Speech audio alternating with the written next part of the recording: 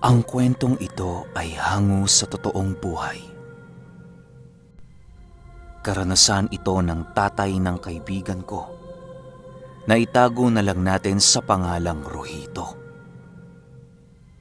Taong 1981, Aroroy, Masbate. Itong mga panahong ito, kasalukuyang nagtatrabaho sa construction itong si Rohito. Kasakasama niya noon ang kanyang mga kaibigan at kapatid, kung kaya't naging masaya ang bawat araw ng kanilang trabaho. Kung hindi ninyo na itatanong, wala ng mga magulang itong si Rohito, gawa ng maaga pa itong pumanaw dahil sa sakit na polio. Ang tanging kasakasama na lang noon ni Rohito ay ang kanyang kapatid na kasalukuyan na ding merong pamilya. Kahit mahirap ang trabaho noon ni Rohito, ay pinili niya itong pagtiyagaan upang kahit papaano'y magawa niyang mairaos ang bawat araw na dumaraan. Hindi kasi siya noon gaanong dumidepende sa kanyang kapatid, gawa ng siya ang mas matanda sa kanilang dalawa. Ang pinagtatrabahuhan noon nila Rohito ay nasa bandang Pantalan na kasalukuyang nagtatayo ng parola at estrukturang magtatrabaho sa lugar na yon. Isang araw, nagkataong walang trabaho noon sila Rohito. Araw kasi yon ng pahinga, kung kaya't pinahihintulutan sila ng gobyerno na ipagpaliban ang trabaho. Sa pagsapit ng hapon sa tahanan ng kanyang kapatid, ay bigla niyang naalala ang kanyang sisidlang naiwan sa gusaling kanilang pinagtatrabahuhan. Halos hindi siya noon gaanong mapakali sa kadahilanang ang sisidlang yon ay naglalaman ng kanyang ipon sa buong buwan ng kanilang trabaho. Dahil sa nais itong makuha ni Rohito noong mismong araw, kung kaya't ninais niyang magpasama sa kanyang kapatid. "Nem, pwede bang samahan mo ko? Naiwan kasi yung bayong ko sa pinagtatrabahuhan natin eh." Wika niya sa kanyang kapatid. "Sige kuya, mamaya. Tatapusin ko lang tong pinapagawa sa akin ng asawa ko." Sagot naman ito. Nang marinig ito ni Rohito, ay tumangulang naman ito upang ipakita ang kanyang pagsang-ayon. Paglipas pa ng ilang oras, ay tuluyan na ngang nagkaroon ng libreng oras ang kanyang kapatid. Wala na silang sinayang na minuto noon dahil sa papalapit na noon ang paglubog ng araw. Sa pagkakatanda ni Rohito, nasa bandang 4:00 na noong mga oras na yon, kung kaya't medyo may kadiliman na sa kanilang paligid. Ayon kasi sa kanya, na noong dekada 80 ay may kaagahan ang paglubog ng araw sa kanilang lugar.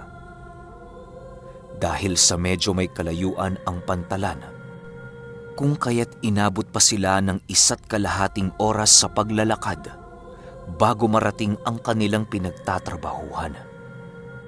Nagkataon naman noong kakilala nila ang bantay sa lugar na yon, kung kaya't agaran din naman nilang napasok ang lugar ng walang kahirap-hirap. 3 palapag lamang ang lugar na yon at karamihan sa loob nito ay hindi pa gaanong nakukumpuni.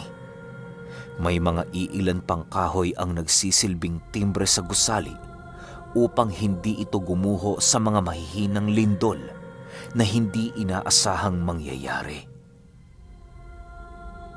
Sa pagsipat pa lamang noon nila Rohito sa lugar, ay bigla siyang nakaramdam ng kakaiba sa kanyang katawan.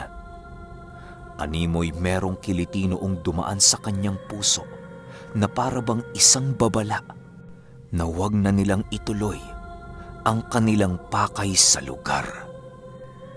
Pero dahil sa pagnanais noon ni Rohito na makuha ang kanyang maliit na bayong, kung kaya't pinili niyang pumasok sa loob ng gusali kahit nakakaramdam siya ng hindi kaaya-aya.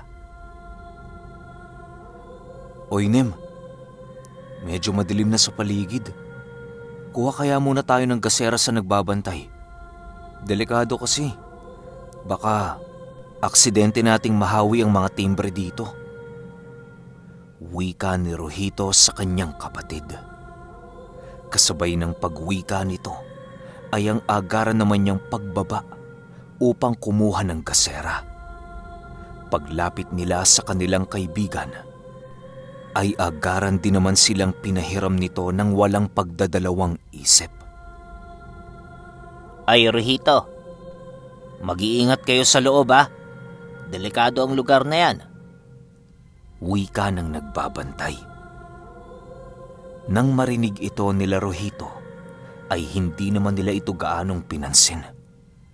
Ayaw kasi nila noong makaramdam ng takot, gawa ng masyadong madilim ang looban ng gusaling kanilang pinagtatrabahuhan. Bukod kasi sa natapos na ang pader ng mga gusaling yon, ay meron ding takip ng trapal ang bawat bintana nito. Dahil sa mga trapal, kung kaya't naging madilim ang looban ng gusali. Ilang minuto pa ang lumipas, tuluyan na ngang narating ng dalawa ang pangalawang palapag nito. Hindi na sila noon gaanong nag-uusap sa kadahilanang nakikiramdam sila sa paligid at doble din ang pag-iingat na kanilang ginagawa.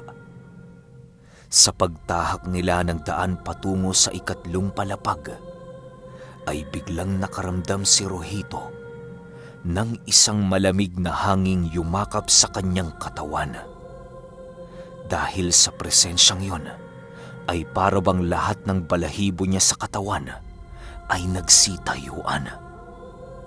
Hindi siya noon gaanong nagpapahalata ng takot sa kanyang kapatid sa kadahilanang ayaw niyang pagtawanan siya. Habang patuloy silang naglalakad, sa hindi inaasahang pagkakataon, ay biglang nakasilay si Rohito sa trapal ng bintana ng isang babaeng nakatayo at nakabuka ang dalawang kamay. Animoy inaakit siya nitong lumapit sa kanya, kung kaya't dali-dali din niyang ibinaling sa ibang lugar ang kanyang paningin. Sa muling pagsipat niya sa bintanang yon, laking gulat na lamang niya nang wala na siyang nakitang babae. Gulat na gulat noon si Rohito sa kadahilanang hindi na niya alam ang mga nangyayari sa lugar na yon. Halos nalilito na noon ang kanyang isipan kung anong bagay sa lugar na yon ang kanyang paniniwalaan. Sa pagsilay niya noon sa kanyang kapatid, ay doon na niya hindi nagawang mapigilan ang kanyang sarili dahil sa takot.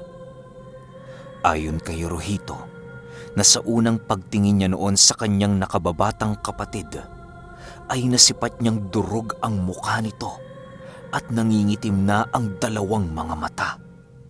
Labas na dinoon ang kalamnan ng kanyang kapatid na siyang labis niyang ikinagulat. Pagkurap noon ni Rohito, ay biglang bumalik sa normal ang kanyang mga nasilayan. Kuya, bakit ka sumisigaw? Ano bang nangyayari sa'yo? Tanong ni Nem. Habang nagsasalita noon ang kanyang kapatid, ay panay naman ang pag-alog sa kanya nito upang siya ay mahimasmasan. Ilang minuto pa ang lumipas, tuluyan na ngang kumalma si Rohito dahil sa ginawa ng kanyang kapatid. Pinili na muna niyang huwag magsalita upang makiramdam sa buong paligid. Nang makaipon na siya ng lakas upang kausapin ang kanyang kapatid, ay nagwika ito ng, Nem, bababa tayo. Bukas ko na lang siguro kukunin yun. Wala namang kukuha nun maliban sa akin eh. Kuya naman nandito na tayo eh. Nasa ikatlong palapag na yung bayong mo, di ba? Kung alam ko lang na hindi ka tutuloy, edi sana ako na yung nagluto ng panghapunan. Irritableng sagot naman sa kanya ng kanyang kapatid. Nang marinig niya ang sinabi ni Nem, ay wala na siyang nagawa kung hindi ang sundin ang nais nito. Kahit papano naman kasi ay merong punto ang kanyang kapatid sa kanyang sinabi. Habang patuloy sila noong naglalakad sa ikalawang palapag, ay panay naman ang ginagawang pagsipat ni Rohito sa kanyang dinaraanan. Nang makalapit na sila sa hagdang kumukonekta sa ikalawa at ikatlong palapag, ay doon na muli siyang nakaramdam ng kakaiba sa kanyang katawan. Sa hindi malamang dahilan, ay biglang nakaramdam si Rohito ng isang kamay na nakahawak sa kanyang isang paa ng napakahigpit. Halos hindi niya ito magawang maihakbang dahil sa lakas ng kamay na yon.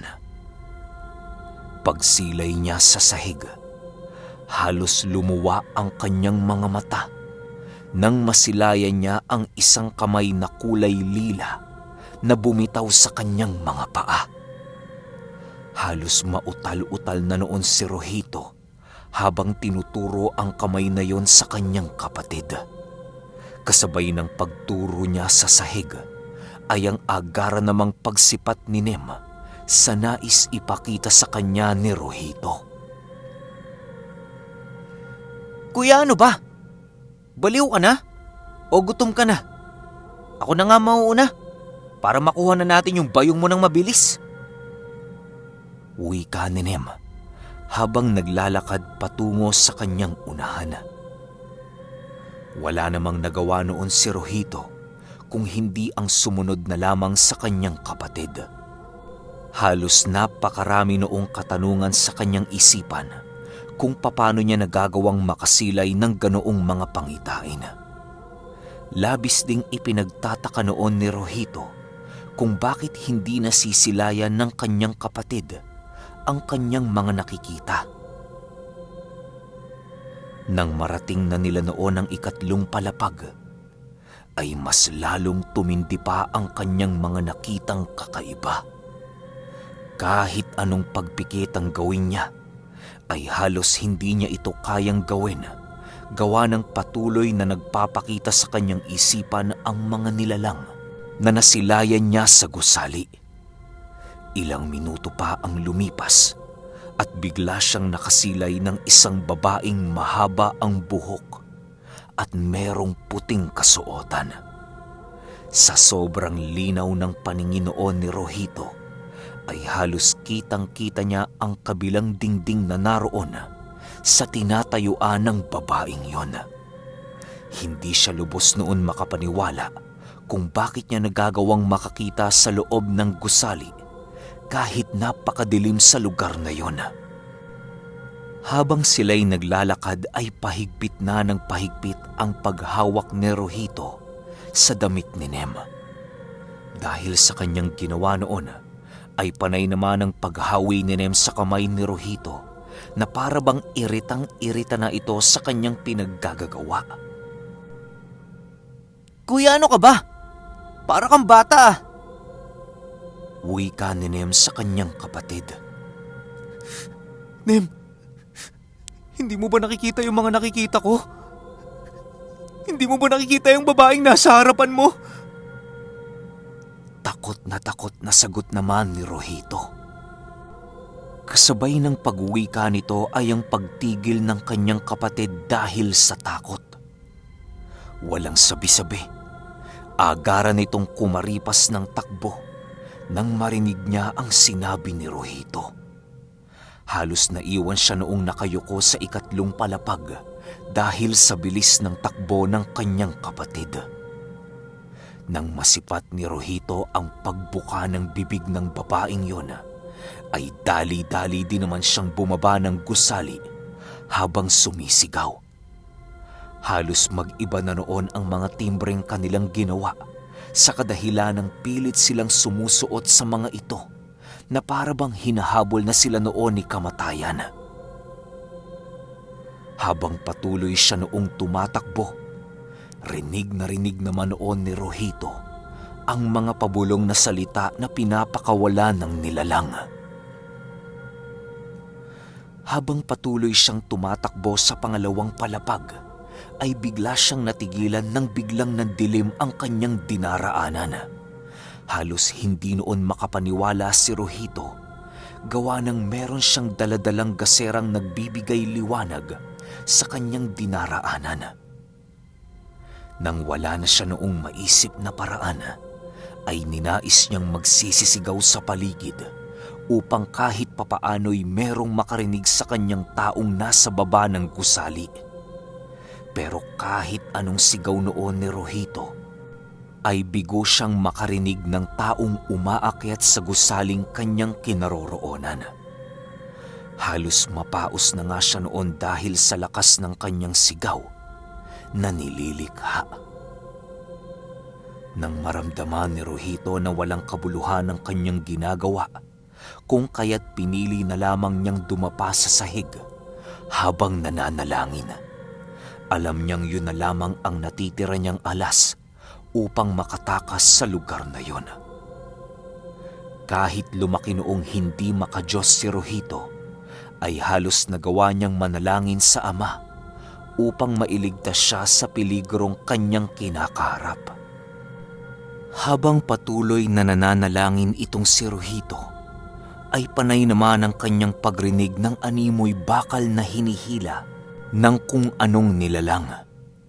Alam niyang papalapit ito sa kanya, kung kaya't mas lalo pa niyang nilakasan ang kanyang panalangin.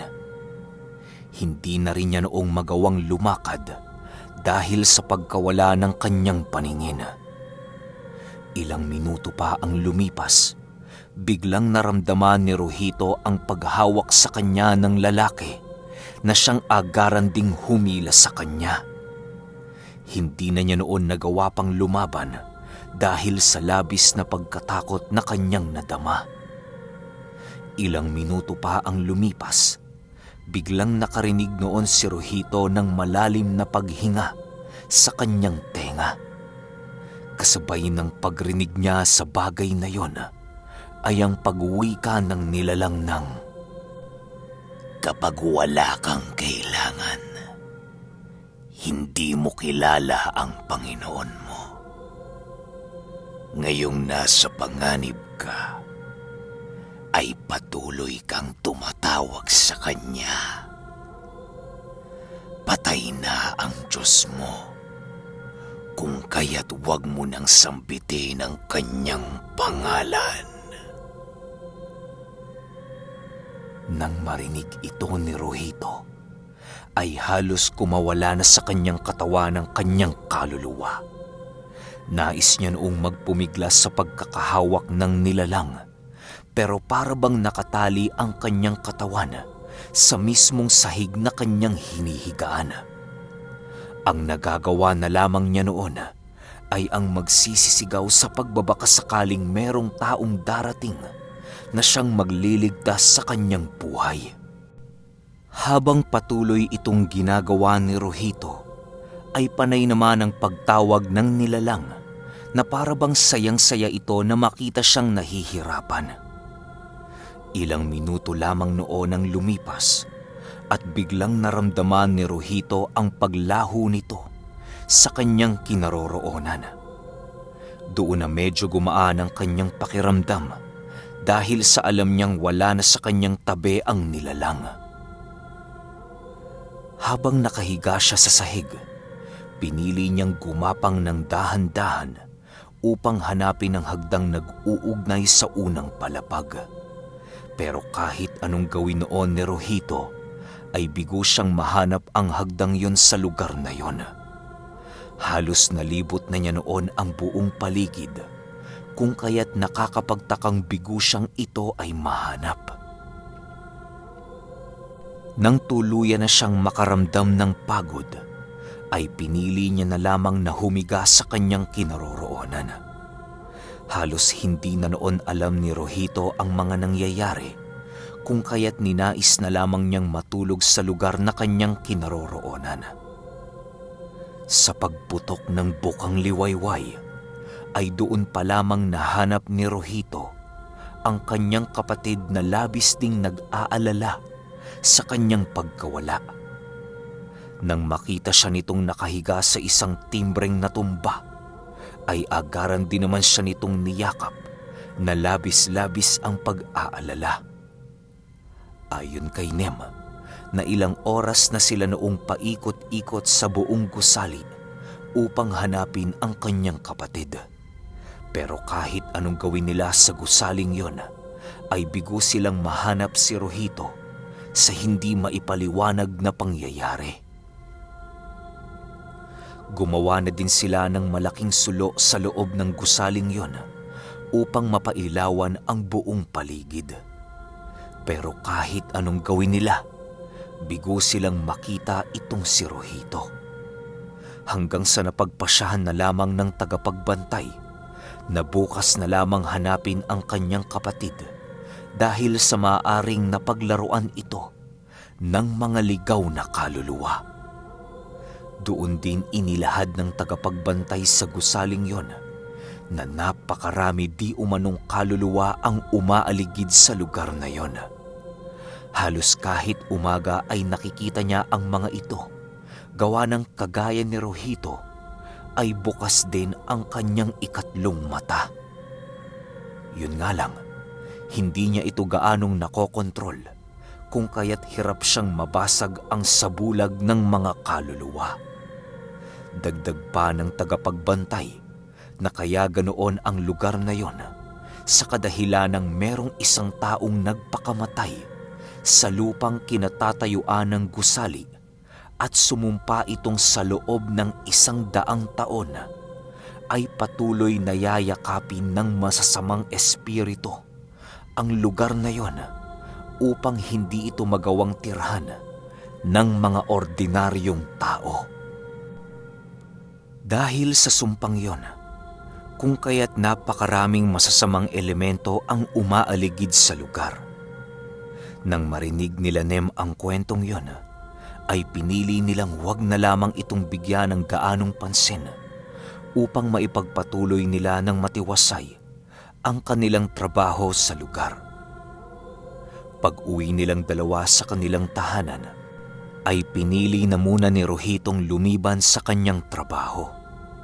Naintindihan naman ito ng kanyang kapatid kung kaya't hinayaan na lamang siya sa kanyang nais. Sa pagsapit ng hapon, ay nakauwi na nga itong si Nem. Dala-dala ang kanyang maliit na bayong na pinagsisidla ng kanyang salapi. Nang makita ni Rohito ang kanyang pinagpagurang pera, ay halos nanumbalik ang kanyang lakas na minsan nang nawala. Nem, salamat ha. Alam mo naman, napakalaking bagay na nito sa akin. Dugot pawis ko ang aking inalay para lamang makaipon ng ganito kalaking halaga. Wika ni Rohito sa kanyang kapatid. Ayos lang yun, kuya. Responsibilidad ko naman yan bilang kapatid mo. Tayo-tayo lang naman din kasi ang magtutulungan. Sagot naman ni Nem. Kasabay ng pag-wika nito ay ang agarang pagpasok ni Nem sa kanilang bahay upang iabot ang ulam niyang dala. Makalipas pa ang ilang linggo, napagpasyahan na ni Rohito na bumitaw sa kanyang trabaho. Pinili na lamang niyang humanap ng trabaho sa kabilang barangay na siyang malayo sa panganib. Doon na din siya nagkaroon ng pamilya na magpahanggang sa ngayon ay kanyang kasama. Kahit ilang dekada na ang lumipas, patuloy pa ring sariwa sa alaala ni Rohito ang minsang pagpapakita sa kanya ng kaluluwang naninirahan sa gusaling itinayo nila sa pantalan at ang ibinulong nito sa kanya na nagpamulat sa kanya na kailangan mo lang ang Diyos kapag nasa panganib ka.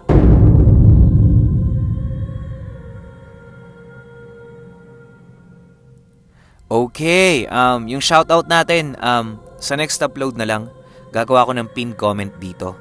Kasi yung ginawa ko, sunod-sunod yung narrate ko, kaya hindi ko na nabasa yung mga nagpapa-shoutout Pero sa kwento na to, last na muna to, tapos gagawa tayo ng pinned comment para makabawi naman ako sa random subscribers natin patuloy na sumusuporta sa channel ko para kahit shoutout man lang, makabawi ako sa inyo. Yun lang. Hanggang sa susunod na kwento. Salamat.